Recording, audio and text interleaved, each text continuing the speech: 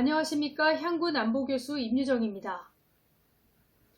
지난 2주간에 있었던 국내외 주요 안보 관련 소식을 국내 상황과 국제, 북한, 분석과 평가 순으로 전해드리겠습니다.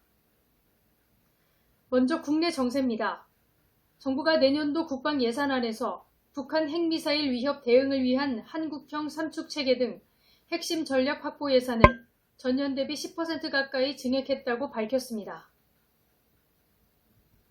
긴축 기조하에 2023년 정부 예산안이 전년 대비 감축되는 가운데 국방 예산은 증액하며 한국 방산산업 육성에 힘을 싣겠다는 계획입니다. 제74주년 국군의 날 기념행사가 1일 충남 계룡대 대연병장에서 개최됐습니다.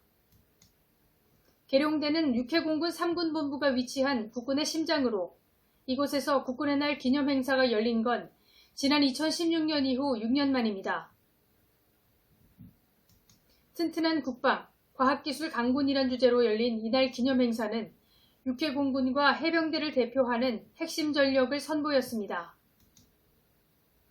통일부는 북한 김정은 총비서가 전술핵 운용부대 군사훈련을 지도한 것에 대해 매우 심각하게 주시하고 있다고 밝혔습니다. 통일부 당국자는 기자들과 만나 북한의 불법적인 군사도발은 어떠한 이유로도 정당화될 수 없다면서 특히 정부는 북한이 핵무력 법제화에 이어 우리 측 지역을 목표로 전술핵 발사 훈련을 진행한 것은 매우 심각하게 주시하고 있다고 언급했습니다. 다음은 미국 관련 소식입니다. 해리스 미국 부통령이 남북이 대치하는 최전선 비무장지대를 찾아 북한은 악랄한 독재 정권이며 불법적인 무기 프로그램과 인권 침해가 있다고 말했습니다. 임박한 북한의 7차 핵실험과 최근 잇따른 미사일 도발, 그리고 북한이 민감하게 반응하는 인권 문제를 동시에 거론했습니다. 해리스 부통령은 미국은 북한의 위협 없는 세계를 추구한다며 한반도의 평화와 안정을 위해 최선을 다할 것이라고 했습니다. 조 바이든 미국 대통령은 10일 백악관 홈페이지를 통해 밝힌 성명에서 키이우를 포함한 우크라이나 전역에 대한 러시아의 미사일 공습을 강력히 규탄한다고 밝혔습니다. 이어 푸틴과 러시아가 잔혹행위와 전쟁 범죄에 대해 책임을 지도록 할 것이라며 우크라이나군이 그들의 조국과 자유를 수호하는 데 필요한 지원을 제공할 것이라고 덧붙였습니다.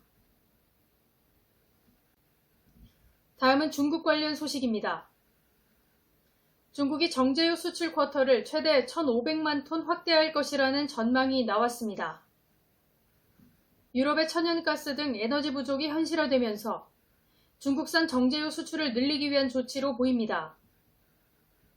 일각에선 러시아산 원유 가격 상한제 등 미국 등 서방 진영의 대러시아 제재로 중국이 경제적 이득을 보고 있다는 지적도 나왔습니다. 시진핑 중국 국가주석의 사면임 대관식 전야제 격인 중국 공산당 제19기 중앙위원회 7차 전체회의가 9일 베이징에서 개막했습니다.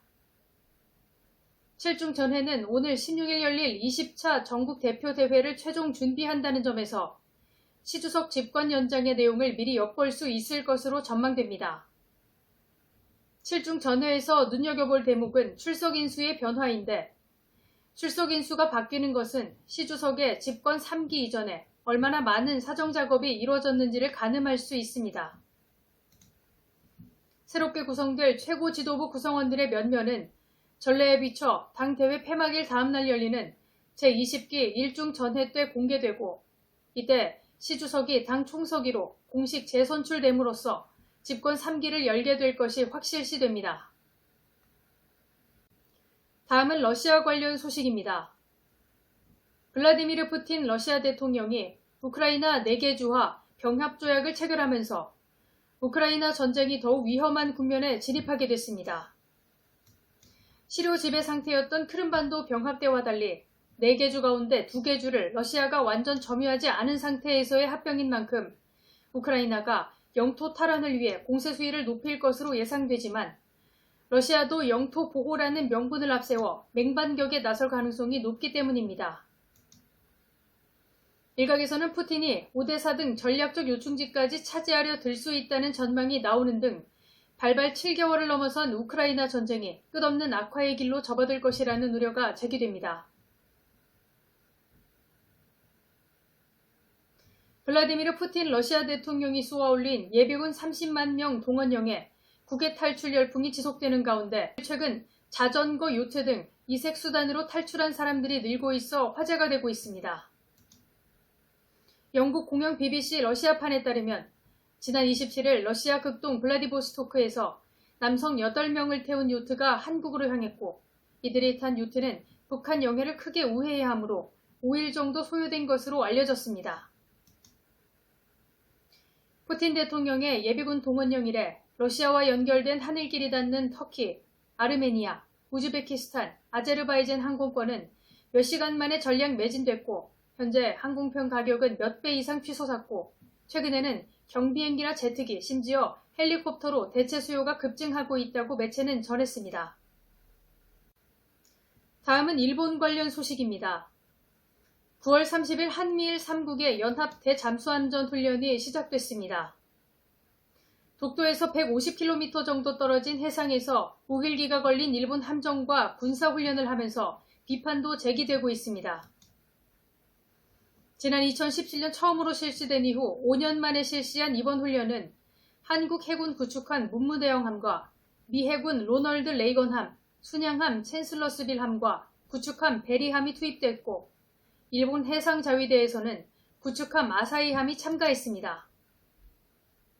훈련은 로널드 레이건 항모를 비롯한 한미일 3국의 구축함들이 SLBM을 장착한 가상의 북한 잠수함을 탐지 추적해 관련 정보를 공유하고 상호 운영성을 확인하는 내용으로 진행됐습니다.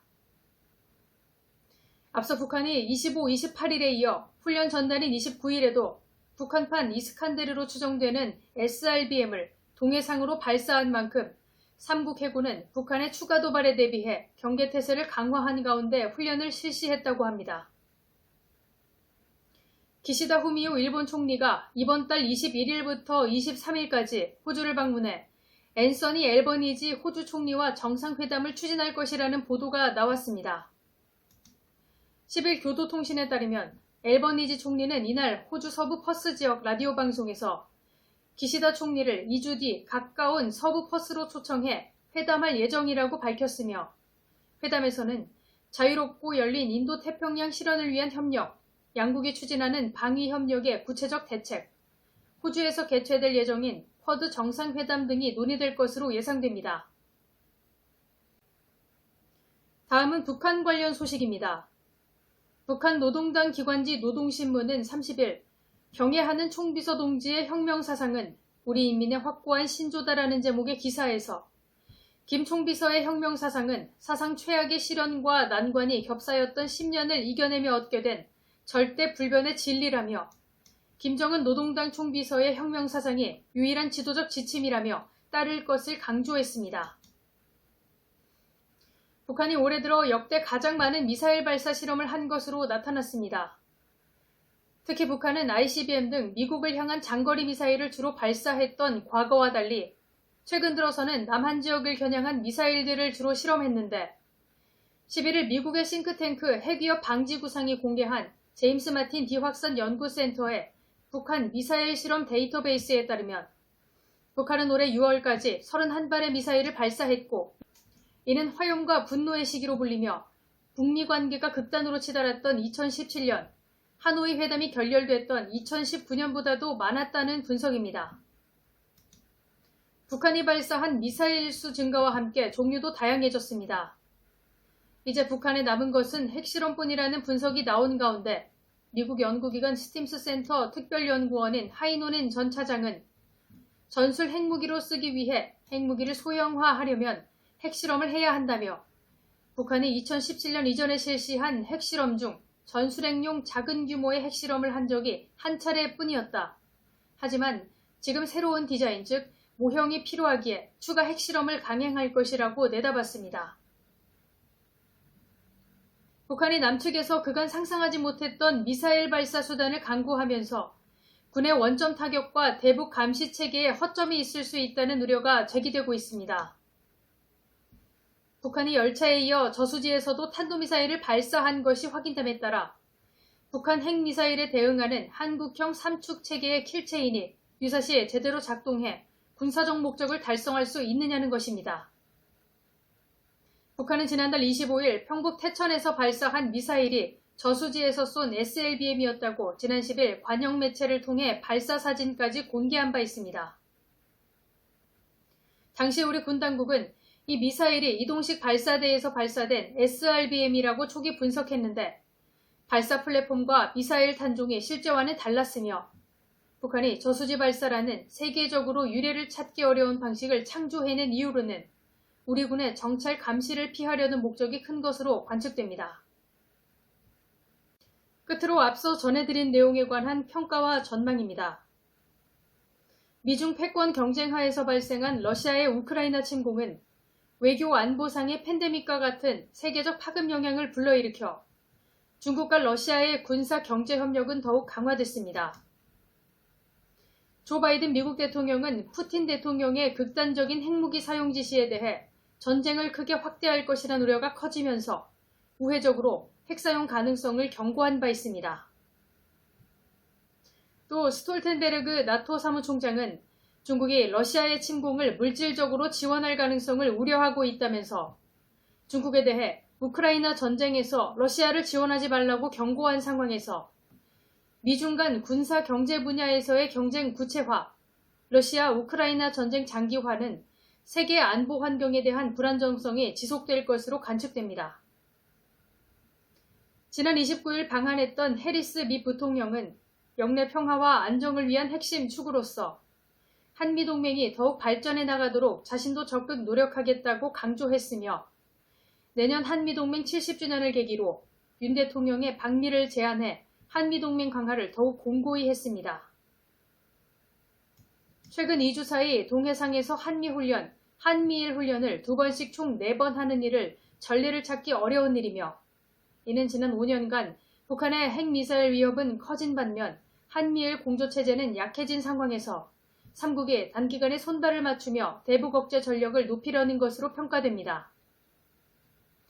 북한은 지난 9월 불가역적 핵무력 보유 법제화 이후 완결성 보장을 위한 핵실험 가능성이 증대된 가운데 우리 국정원은 북한의 7차 핵실험 시기를 중국 당대회가 있는 10월 중순부터 미국 중간선거 기간인 11월 7일 사이라는 전망을 내놨으며 사실상 핵보유국 지위를 득한 상황에서 대미 협상 카드로 활용하려는 의도로 분석됩니다. 결론적으로 중러의 협력 강화, 한미일 연합 공조체제로의 양립은 첨예한 동서 대립과 북한의 강대강 벼랑 끝 전술을 심화할 것으로 전망됩니다. 이상으로 향군 주간안보 정세를 모두 마치겠습니다. 감사합니다.